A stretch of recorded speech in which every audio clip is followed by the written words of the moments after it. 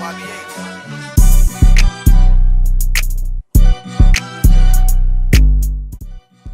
with all of that said, we come to our last speaker. Sometimes they say he saved the best for last. That's what they say sometimes. And I think I've given some pretty good introductions, and these last 2 days, but I had to reflect on what I was going to say about this last group, Baltimore Brothers Incorporated. And when I was reflecting, what came to my mind was really, as a dark-skinned original man, that nobody really cares about us, all right? So we're really limited about who gives a you-know-what about us. But Baltimore Brothers, these brothers go the places where most of us are scared to go. This is where they spend most of their time. The places that we tuck our purses, lock our doors, drive through as quick as we can get through or go around that area. This is where these brothers spend most of their time. Brother Andrew's going to come up and talk on behalf of Baltimore Brothers. Brother Andrew doesn't know that I've been watching him a little over 20 years. He don't even know it. I've been watching him low-key a little over 20 years. Over 20 years ago, he was not in the position that he's in today. And how do we move from a lower position to a higher position? Sometimes it's maybe skill set, sometimes it's knowledge, sometimes it's knowing the right people, but other times it's because of character. Think about that. Character, that means doing right. That means being respectful and polite. That means helping others. It means sometimes telling the truth, even when the truth is uncomfortable. So when nobody cares about you, when you're in your down and outs, when you're in your lowest of the low, that might be homelessness, that might be jail, that might be just put out of your mother's house, that might have been just got shot, that might have been just got beat up. Brother Andrew is the type of brother that pops up. So the love we've witnessed today of these men that are in the highways and the byways, that are going to and fro, that are going to the top of the hill and the bottom of the hill to care for those that are not cared for, to love those who very rarely receive love. That's who we're about to hear from next. Brothers and sisters, family and friends, put your hands together for my brother and your brother, the brothers of Baltimore Brothers Incorporated, representing Brother Andrew Muhammad. Good looking at 20 years, huh? 20 years. Yeah. First and foremost, I want to thank God for this opportunity. Secondly, I want to thank Brother Hashim and his wife and Miss Alex and the staff that put this together. Can we give them some love, please? I was definitely impressed on what I heard from the very beginning from my brother who I just met, the teacher, the martial artist, the man that been to Africa 10 times, good soldier right here, and looking forward to meeting, connecting with him a little more. Brother Marvin, who just closed us out, man, beautiful presentation. Everybody who came up here that spoke, and some of them I knew, it's just a blessing to see this work being done, because I almost feel like everybody's here is doing the work. But I don't know everybody, but it's definitely an honor for me. I just want to say real brief, I promise you I'm going to be swift.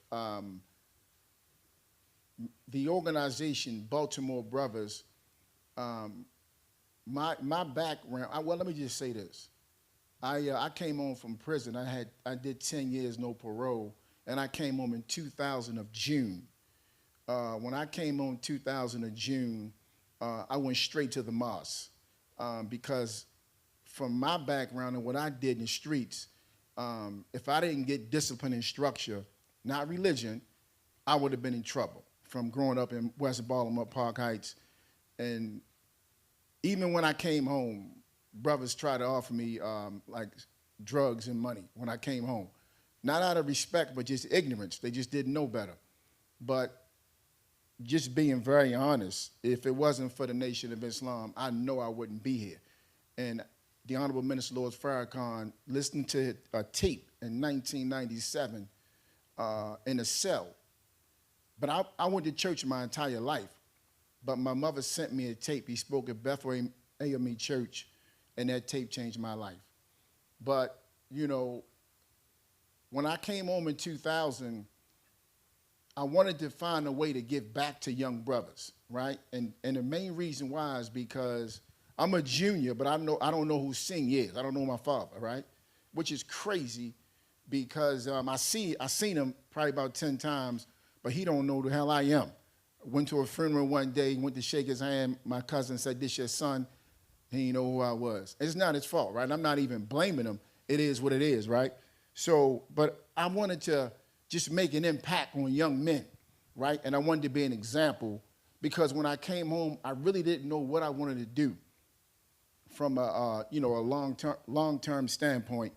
So Megan Reed came on Black Radio Talk 1010 back in 2001, and he was looking for black men in the community that wanted to. It was a program called Scout Reach for Boy Scouts of America. The enrollment had went down in suburbs in Maryland, really for white young men.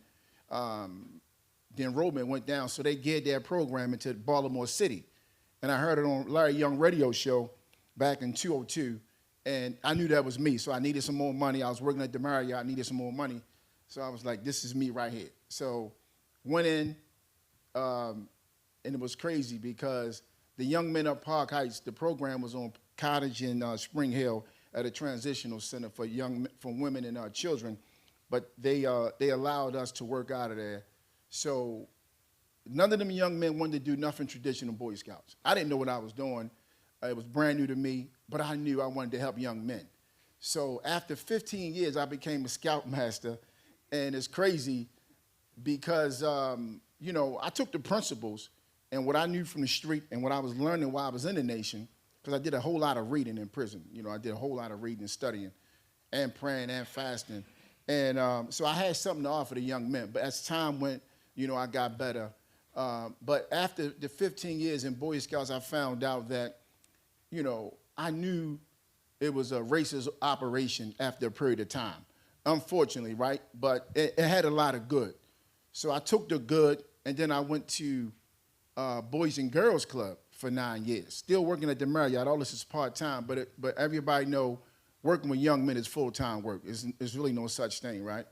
So worked with Boys and Girls Club for 9 years, and same thing, they had limitations on how far they would go to serve our young men, right, in regards to the organization, not the people that work there, because you can work within the organization, but you really got to go to the home, right? Somebody spoke about that earlier.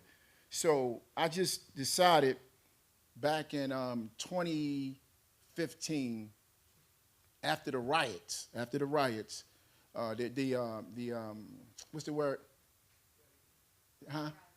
Uprising, thank you. The uprising, yeah.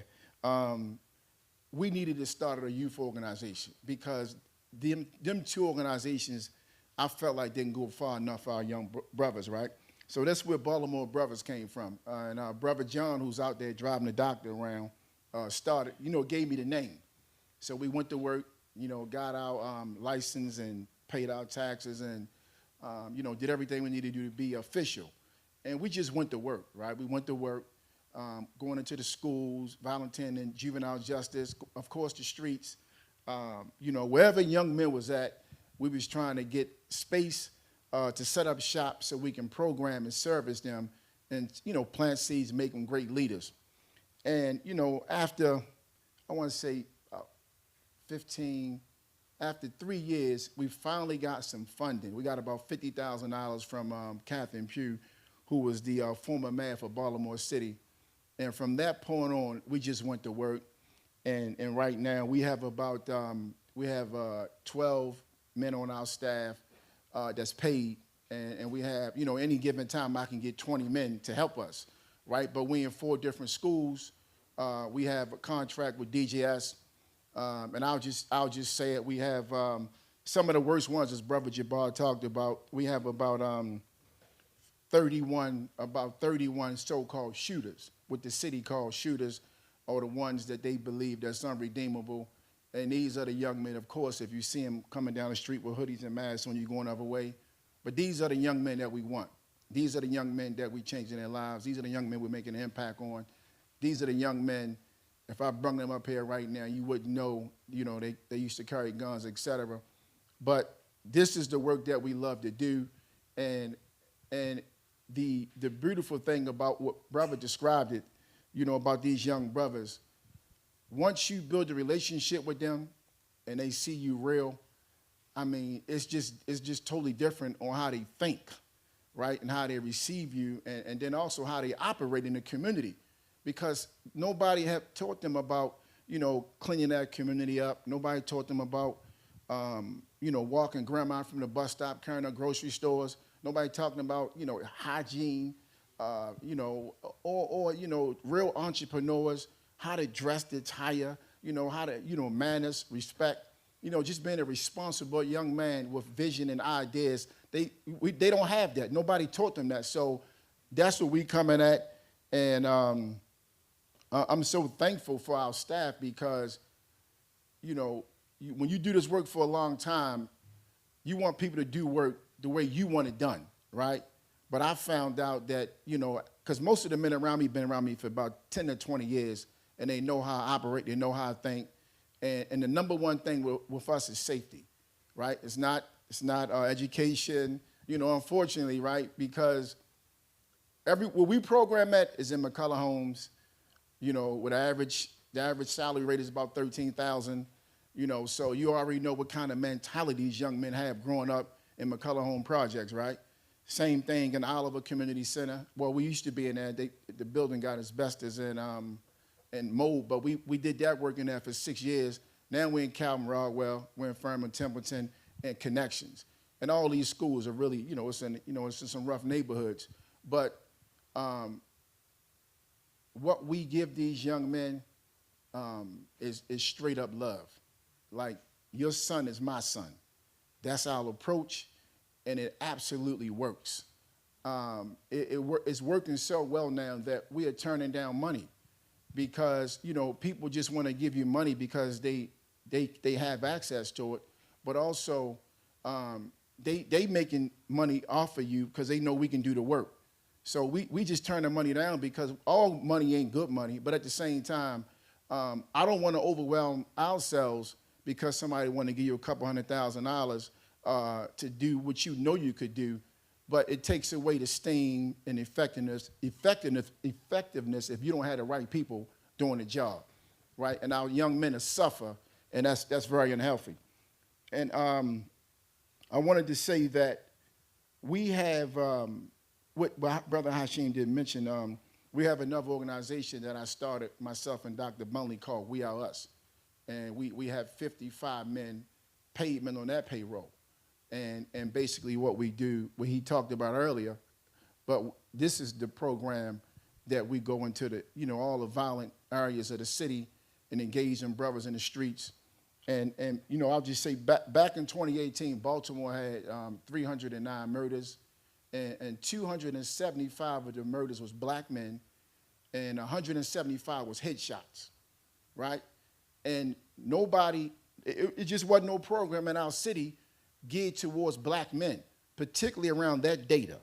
Like, literally, like, you would think when you get them kind of numbers, and we have a black mayor, black police chief, black city council, let me deal with this data right here. This is our problem right here. But it wasn't until Catherine Pugh, she literally hired myself and Dr. Bunley to run the mayor's office of African American male engagement. And we just went to work off that data, and that's how We Are Us was birthed. After she got in trouble, I resigned, and we just went to work crisscross Baltimore City, and the goal was to get the homicides down and the shootings down. It wasn't feed the community, it wasn't educate the community, it was get the homicides down, because we believe that homicides and shootings, everything else comes after that, right? Particularly if our community is not safe. You know, people can't operate. You know, you can't even have a party in your backyard or cookout or barbecue. When you got children and babies and grandmothers being shot, like you can't just forget about that. You can't just wake up and say, it ain't gonna happen again. We have to do something about that. So that's been our approach, and by God's grace, you know, and I'm gonna take credit, well, we gonna take credit for what we've been doing, particularly that the homicides, I think it's about 37% down, the shootings about 27% down. Yeah, that's real talk. It's real talk.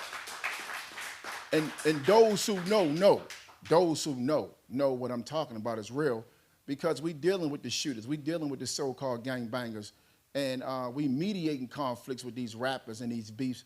We're going into the prisons, because what some people don't know, the prisons are the streets. You have a lot of brothers that still got so-called power in the prison that's calling shots outside, and vice versa, right? And a lot of beefs take place in the streets, in the prisons, and they come home, and they just shoot on sight. But we're able to get in front of that because we go into the prisons every single week. We go into juvenile facilities every single week. We meeting with the shooters. We dealing with the courts, the hospitals, because you have to be in every place of opportunity in order to make a real impact, because you could miss something. You got to be in the hospitals, you got to be in the schools, you got to be in the juvenile facilities, you got to be in the prisons, and you got to be in the churches, the mosques, etc. Wherever our people at, that's where we have to be, or we're going to suffer. So I have a lot of footage. Honestly, this wasn't a plan for me, but I have a whole lot of footage, that I could have showed you all. But we on Baltimore Brothers, Inc., and We Are Us on all social media platforms. You can look at our websites. We have a very, very serious infrastructure as relates to our leadership and our team, 100% black led. And we got men on our team that really love our people, really care about our people. And I think that's the difference right there, because we did this so long with no money.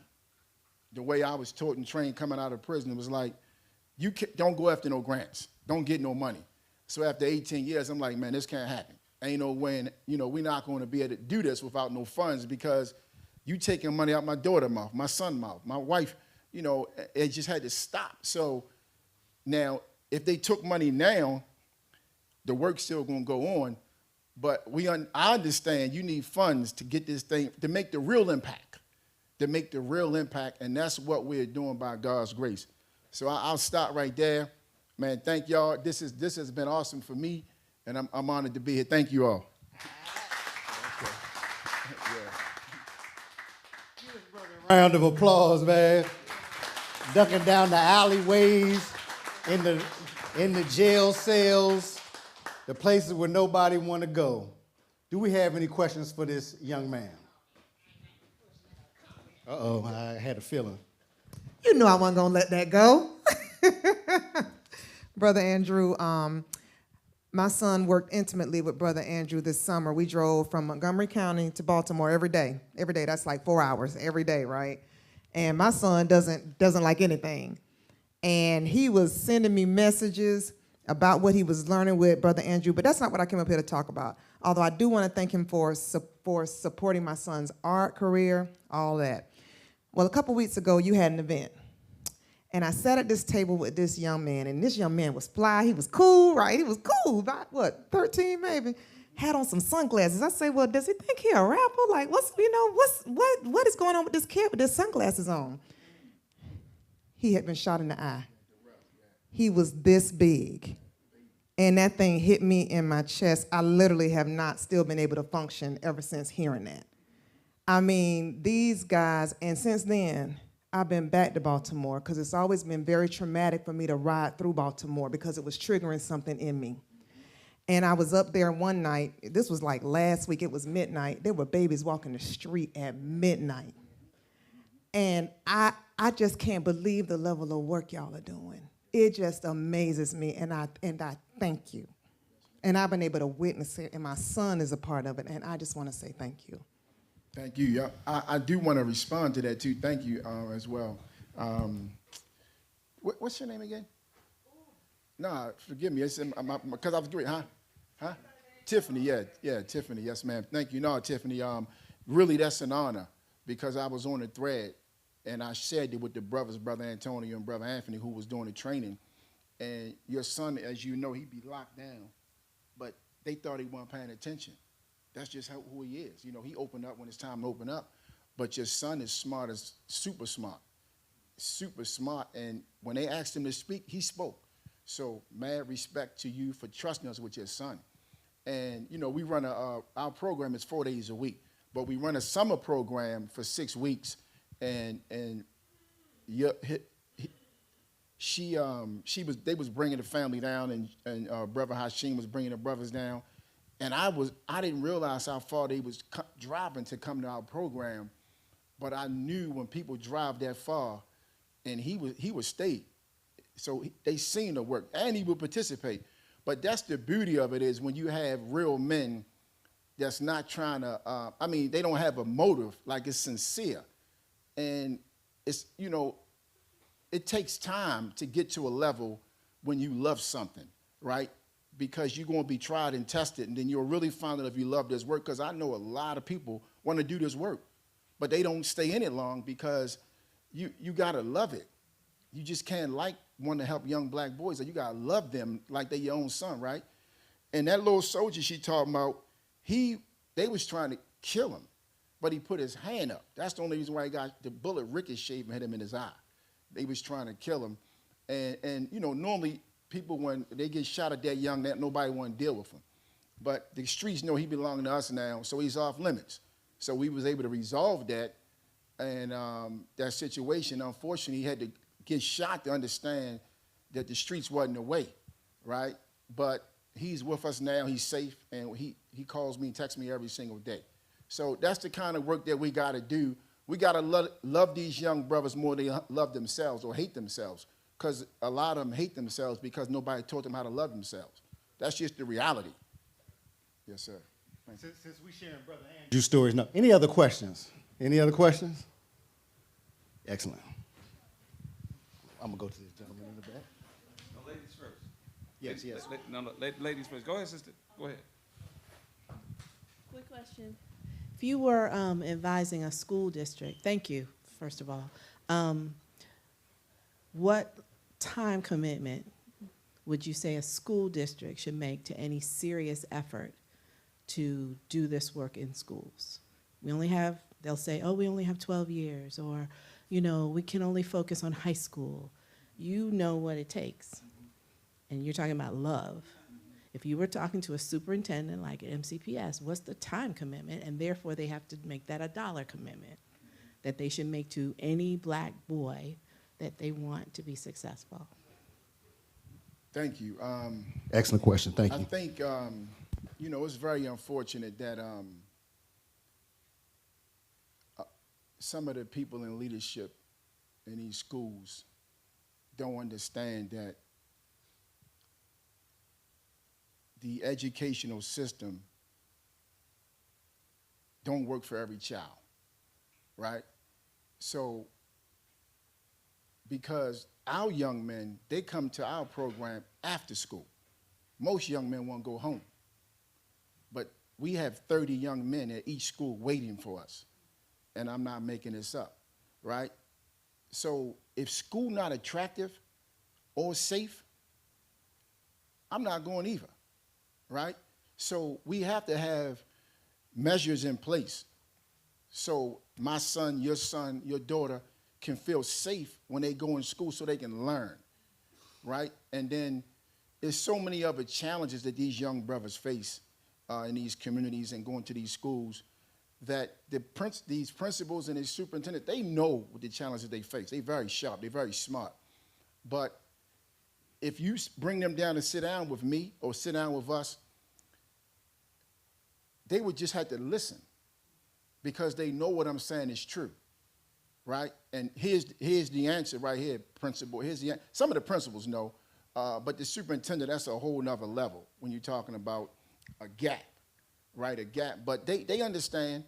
But I think when you talk about time, like that's it right there. It's time. It's not money. It's time. We got to invest time, right? Because you got to first get to the root of the problem. What is this young brother dealing with, right? Did somebody rape him? Do we have food in the house? Do we have clothes? Is his father there? Is it uncle there? Is he in a gang? Who's leading him? Who he listening to? You know, all these challenges they dealing with in their brains, in their mind, and they can't navigate through that. They need somebody to guide them, and that's time.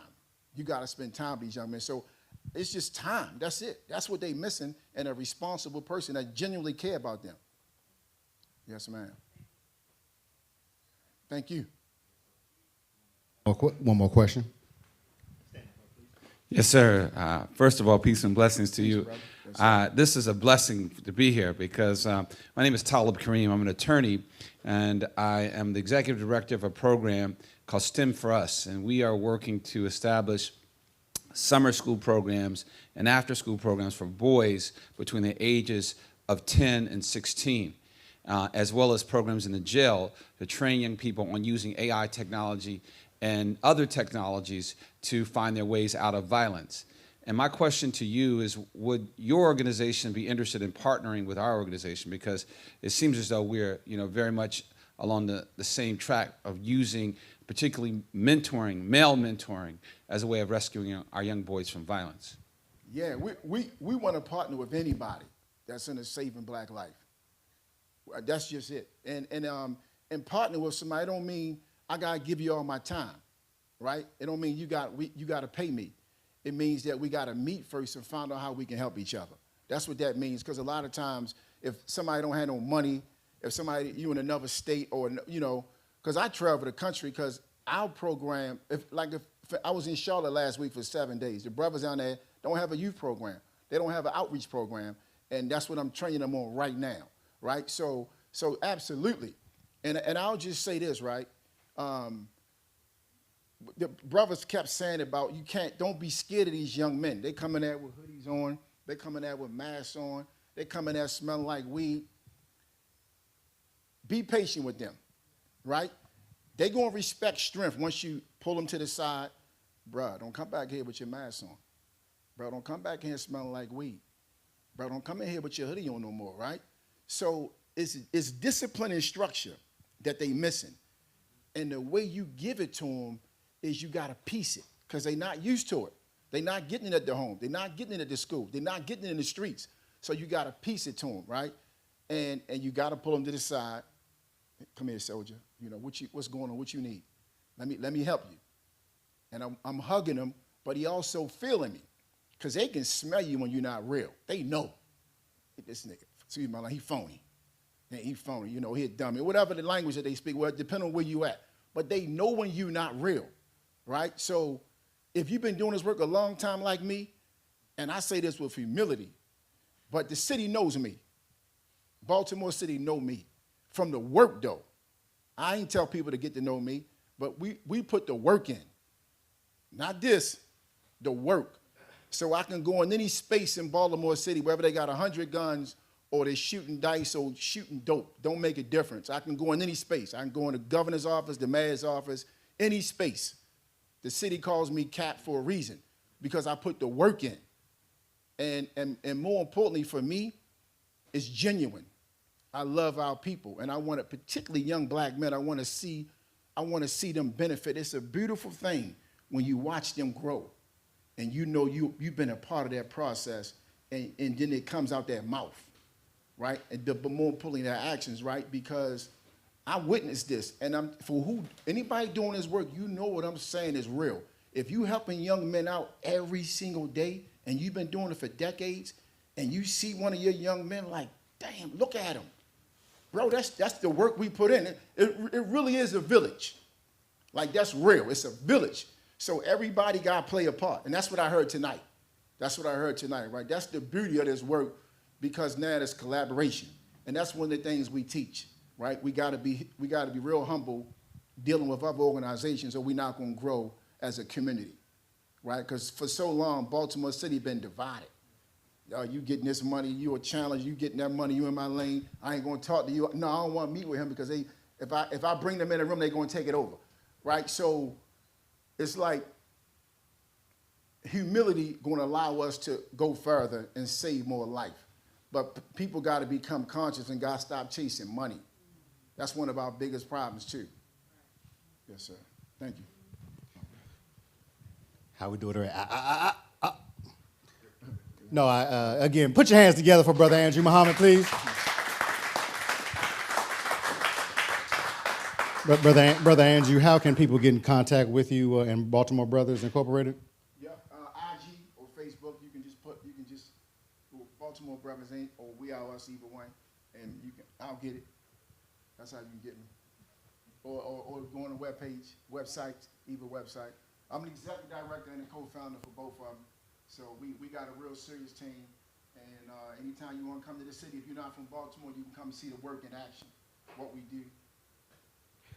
What locations are you in and what times? So it's all on social media. We in the streets. Literally. Yep. So everybody saw our young brothers from Brotherly Love yesterday and today. Brotherly Love, the members are primarily living in Montgomery County, Maryland, which is the county that we're in now. And a little over a year ago, they spent a whole academic year being under training of both Baba Tashango and Billy Shaka, as well as Brother Andrew. We would go make that drive. I put all of them not in the bus, but the truck. Big truck, yeah. And we would make that trip to Baltimore. When you work with young people, you have an opportunity to ear hustle a little bit, listen to the conversations that are going on in the back of the bus, and get some understandings and, communicate what you heard to others so that you can correct any situations that need correcting or things of that nature. As we made this trip, I think it was every Wednesday we came out there for an academic year. And through that time, I think there was at least one time where somebody was robbed on the way there. Yeah. There was at least one time where somebody's life was threatened with murder, that they didn't make it that day and didn't see him for a couple of weeks. On more than one occasion, as we are driving, these young men from Montgomery County to Baltimore City, putting their head on the swivel as we arrive into this new environment. We've seen some fights on the corners and some different things like that. Baltimore is a serious city, a very serious city. Fortunately, our brothers were able to attend a graduation. Baltimore Brothers held a graduation at the end of the academic year. It was, correct me if I'm wrong, it was presided over by the mayor of Baltimore. It was attended and spoken to by the state's attorney of Maryland. I don't remember who was the band that performed, but it was a marching band, and it was a very festive event. 300 people showed up. 300. Particularly for young people who are accustomed to not recognizing love, not receiving love, not being respected, cared for, or having received any value. Yeah. So our boys from Brotherly Love, they not only got to attend the graduation, they got graduation certificates. They got, what's those bags? Book bags? Book bags. They got who makes them? Who makes them? The Under Armour, right? That's a Baltimore company, right? So they got Under Armour bags, and just these, what one might consider a small token of appreciation, to somebody who has less than others, goes a very long way, So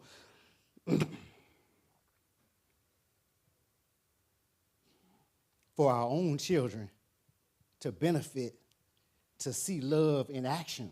Not talk about love on a Sunday or a Wednesday, but to see love in action.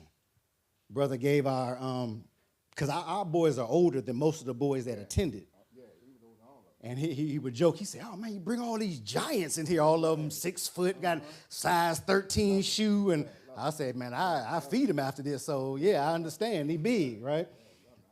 But he would bring him into the office and give him some straight talk. We ain't gonna give him, all the talk, but he would give them some straight talk. And one time he gave them all a book, Tupac Shakur, book of poetry. And he sent them away with an assignment. After he talked to them real strong to kind of put a board in their back, and he told them, he gave them assignment to read certain chapters and to come back and report in about what they read. And based upon their report, that they would, receive a stipend. My oldest son, Amir, he said, man, I think Brother Andrew rich, man. He always giving away money, man. He always giving away money. But it's a tool. Not that he's giving away thousands of dollars, but, man, yeah, open your mouth. Sure, you got to answer a question. Okay, here's $2. Here's $3. Oh, okay, man, you were on time 2 times in a row. Well, here's a little something for your pocket. So always giving. Always giving. And these are the things I greatly appreciate about Baltimore Brothers Incorporated and the dynamic work they were doing. So put your hands together for Brother Andrew Muhammad. Thank you, brother. Thank you. As we wrap up our day, Alexis, are you in the back? Alexis Smith? Come on up, come on. Don't be scared, don't be scared. I just want to say thank you to everybody that's participated in this venture. Can somebody pass me a program, please? Somebody pass me one of those programs. I want to say thank you to our keynote speaker, Dr. Tommy Curry. Thank you, Dr. Tommy, from flying in all the way from England. I want to say thank you to Dr. William Smith for flying in all the way from Utah.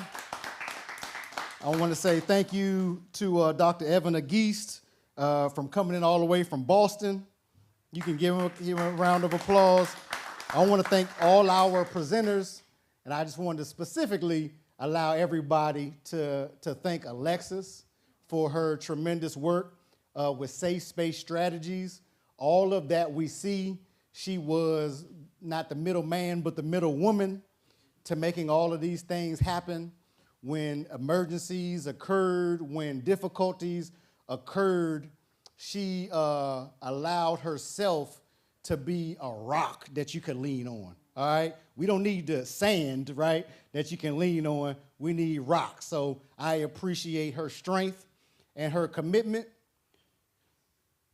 from Safe Space Strategies. Let's give her another round of applause. Thank you. I want to thank Miss Tiffany Kelly. Please stand, Miss Tiffany Kelly, for all of her tremendous work in making this event successful. I want to thank our family at Yoshow Place for making this event successful. I want to thank our brothers from Ebb and Flow Media for always making us look good. Our black media company, give them a round of applause. I know I may miss some people, but all of the brothers that spoke today were tremendous. All of the sisters that spoke today were tremendous. We've done the very best that we could to support you all, to support ourselves, to support the community in this work. I mentioned HB House Bill, I think it was 814. All right, so we're dealing with an enemy in this House bill. So it's important, tap 'em. It's important that we review what's called the Yes Act. So I want all of you to put into your favorite, not some will say they'll use a verb of their favorite search engine, put into your favorite search engine, Maryland Yes Act. All right, and you're going to find that the Yes Act is working to allow children to continue to be children and stay out of the adult systems. So look up the Maryland Yes Act. And this is a very important advocacy piece to what these last 2 days have been about. So let's say give our security a strong hand, please. They've done a tremendous job over these last 2 days. Let's thank our caterer, who's also done a tremendous job in feeding us good these last 2 days. Please visit us again at racialjusticenow.org. That's racialjusticenow.org. And again, we want to thank our sponsors, ACLU of Maryland, Black Men's Exchange, Columbia Community Care, Greater Washington Community Foundation, Jews United for Justice, Colibri Foundation, Leaders of a Beautiful Struggle, Meyer Foundation, Montgomery County Collaboration Council for Children, Youth, and Families, the Pride Center of Maryland, Safe Space Strategies, Silver Spring Justice Coalition, Yoshow Place, and the Wayfinder Foundation. I'd like to thank my beautiful wife, Zakiya Sankara-Jabar, for her commitment to our community, to our people, to our family, to our race. Let's give her a round of applause. All right, family, we're going to end this thing out strong. Is that okay? Yes, sir. Let us all rise. So Baba Tashango and Billy Shaka, he's taught us many of our African principles. He's taught us many of our traditions. And today we're going to share this closing of this 2-day convening with a tradition of the original people, a tradition we call Harambe. Say it with me, Harambe. Harambe, loosely translated in Swahili, means let us all pull together. Can we say together? Let us all pull together. So it's going to happen like this. On 7 occasions, we're going to reach up to the sky and we're going to grab unity. We're going to reach, and we're going to grab unity. And then we're going to drop our elbows down on disunity. You follow me? And we're going to say Harambe. That's 1, all right? We're going to do that 7 times. We're going to say Harambe, Harambe, Harambe. On the 7th time, we're going to hold the Harambe. Harambe. Are you with me? Yes, sir. What did I say about my grandfather? He said 1 stick is easy to break, but a bundle of sticks or groups of sticks are very difficult to break. So that's what we got to do. We got to be a group. We got to be a bundle. We have to be a community and work together like a fist to assault our enemies. Our enemies of disunity, our enemies of ignorance, our enemies of laziness, our enemies of cowardice, all our enemies. Are you ready? Yes, sir. No, y'all not. Stop. Come on now. Come on now. Come on now. Are you ready? Yeah. All right. Come on. Ready? Harambe, Harambe, Harambe, Harambe, Harambe, Harambe, Harambe, Harambe.